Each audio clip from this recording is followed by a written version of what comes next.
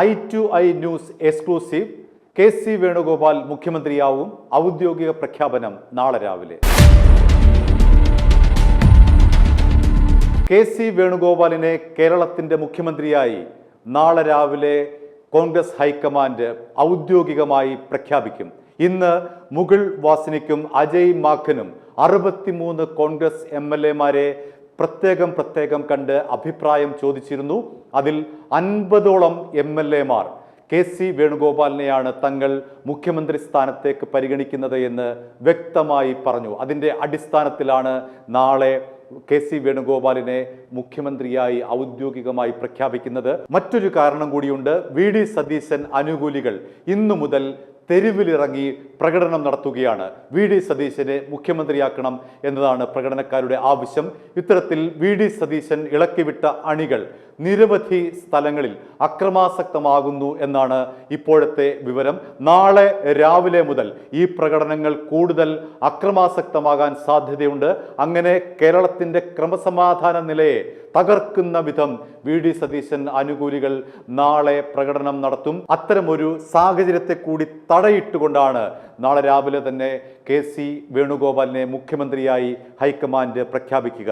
VD സതീശന്റെ ഓരോ നിലപാടുകളെയും high command തള്ളിക്കളയുന്നു എന്ന് വേണം നമുക്ക് ഈ ഘട്ടത്തിൽ മനസ്സിലാക്കാൻ. ഇന്ന് ദീപാദാസ് മുൻഷിയെ ഒഴിവാക്കിക്കൊണ്ട് വേണം മുകുൾ വാസ്നിക്കും അജയ് മാക്കനും MLA-മാരെ കേൾക്കേണ്ടത് എന്ന VD സതീശന്റെ ആവശ്യം അവർ കയ്യോടെ തള്ളി. രണ്ടാമത്തെ VD സതീശന്റെ ആവശ്യമായിരുന്നു തന്നെ മുഖ്യമന്ത്രിയാക്കിയില്ല എങ്കിൽ മന്ത്രിസഭയിലേക്ക് ഇല്ല എന്നുള്ളത്. അതും മുകുൾ വാസ്നിക്കും അജയ് മാക്കാനും തള്ളിക്കളഞ്ഞു. മൂന്നാമത്തെ അടവായിട്ടാണ് സതീശൻ ഇത്തരത്തിൽ തൻ്റെ അനുകൂലികളെ തെരുവിലേക്ക് ഇറക്കിവിട്ടത്.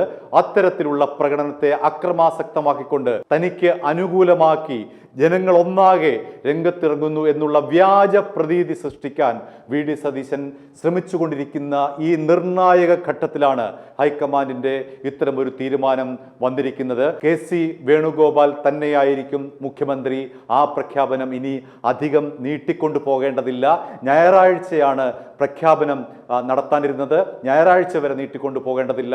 നാളെ രാവിലെ തന്നെ അത്തരമൊരു പ്രഖ്യാപനം ഹൈക്കമാൻഡ് നടത്താൻ തീരുമാനിച്ചത് ഇത്തരമൊരു സാഹചര്യം കൂടി കണക്കെടുത്തുകൊണ്ടാണ്. VD സതീശന്റെ ഭാഗത്ത് നിന്നുണ്ടാകുന്ന ഇത്തരത്തിലുള്ള പ്രകോപനപരമായ സാഹചര്യം കൂടി കണക്കിലെടുത്തുകൊണ്ടാണ് ഞായറാഴ്ചത്തേക്ക് നീട്ടാതെ നാളെ രാവിലെ തന്നെ ഇത്തരമൊരു പ്രഖ്യാപനം നടത്താൻ ഹൈക്കമാൻഡ് തീരുമാനിച്ചത്. മാത്രമല്ല KC വേണുഗോപാലിനെ മുഖ്യമന്ത്രിയായി ഔദ്യോഗികമായി പ്രഖ്യാപിച്ചു കഴിഞ്ഞാൽ തൊട്ടു പിന്നാലെ ആരൊക്കെ മന്ത്രിമാരാകും എന്നതിനെ സംബന്ധിച്ചുള്ള പ്രഖ്യാപനവും ഉണ്ടാകും. അതായത് നാളെ 2 പ്രഖ്യാപനങ്ങൾ ഹൈക്കമാൻഡിന്റെ ഭാഗത്തു നിന്നുണ്ടാകും. KC വേണുഗോപാൽ മുഖ്യമന്ത്രി, മന്ത്രിമാർ ആരെല്ലാമാണ്. ഈ 2 തീരുമാനങ്ങളാണ് നാളെ രാവിലെ ഹൈക്കമാൻഡ് പ്രഖ്യാപിക്കുക. സതീശൻ ക്യാമ്പിനെ ഞെട്ടിപ്പിച്ചുകൊണ്ടുള്ള തീരുമാനമാണ് ഹൈക്കമാൻഡിന്റെ ഭാഗത്ത് നിന്ന് ഉണ്ടാകുന്നത്. ഇത്തരത്തിലുള്ള സതീശന്റെ എല്ലാ നീക്കങ്ങളെയും എല്ലാ കുതന്ത്രങ്ങളെയും അട്ടിമറിച്ചുകൊണ്ടാണ് ഹൈക്കമാൻഡിന്റെ ഇത്തരമൊരു തീരുമാനം വരാനിരിക്കുന്നത്. ഇനി ഏതാനും മണിക്കൂറുകൾ മാത്രമേ ഉള്ളൂ ഇത്തരമൊരു പ്രഖ്യാപനത്തിന്, ഔദ്യോഗികമായിട്ടുള്ള പ്രഖ്യാപനത്തിന്. നീട്ടിക്കൊണ്ടു പോകേണ്ടതില്ല.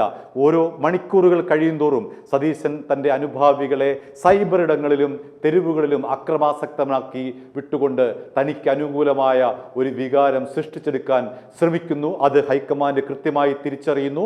അതിൻ്റെ ഭാഗമായിട്ടാണ് മുഖ്യമന്ത്രിയെയും മന്ത്രിമാരെയും നാളെ രാവിലെ തന്നെ ഹൈക്കമാൻഡ് പ്രഖ്യാപിക്കുക.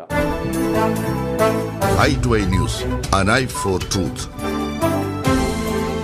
I2I News സബ്സ്ക്രൈബ് ചെയ്തിട്ടില്ലാത്തവർ ഇപ്പോൾ തന്നെ സബ്സ്ക്രൈബ് ചെയ്യുക. നോട്ടിഫിക്കേഷൻ ലഭിക്കുവാൻ ബെൽ ബട്ടണും അമർത്തുക.